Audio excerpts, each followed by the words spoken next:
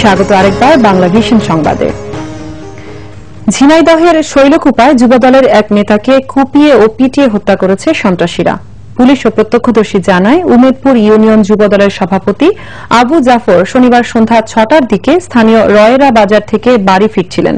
পথে ওত পেতে থাকা একদল সন্ত্রাসী তার উপর অতর্কিত হামলা চালায় এবং তাকে কুপিয়ে ও পিটিয়ে গুরুতর আহত করে। এ সময় আবু জাফরের চিৎকারে দুর্বৃত্তরা পালিয়ে গেলে স্থানীয়রা তাকে উদ্ধার করে প্রথমে শৈলকুপা উপজেলা স্বাস্থ্য কমপ্লেক্সে ভর্তি করে।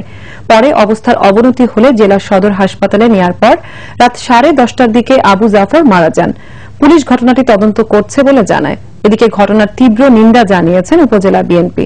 জড়িতদের দ্রুত গ্রেফতারের দাবি জানায় তারা। শনিবারের মধ্যে ভিসি পদত্যাগ না করলে রবিবার পূর্ণ দিবস কর্মবিরতি পালন করবেন সিলেট শাহজালাল বিজ্ঞান ও প্রযুক্তি বিশ্ববিদ্যালয়ের আন্দোলনরত শিক্ষকরা। এদিকে ভিসিকে সরে যেতে শিক্ষার্থীদের 48 ঘণ্টার আলটিমেটামও শেষ হয় শনিবার। ভিসির পদত্যাগের দাবিতে বৃহস্পতিবার প্রতীকী অনশন থেকে রবিবার পূর্ণ দিবস কর্মবিরতির ঘোষণা দেন আওয়ামী লীগপন্থী শিক্ষকরা।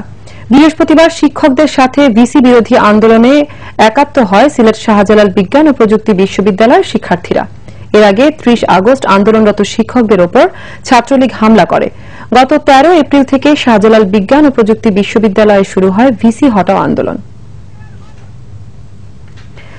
প্রস্তাবিত 8ম বেতন কমিশনে শিক্ষকদের গ্রেড পুনর্নির্ধারণের দাবিতে মঙ্গলবার বাংলাদেশের 37টি পাবলিক বিশ্ববিদ্যালয়ের শিক্ষকরা পূর্ণ দিবস কর্মবিরতি পালনের ঘোষণা দিয়েছেন।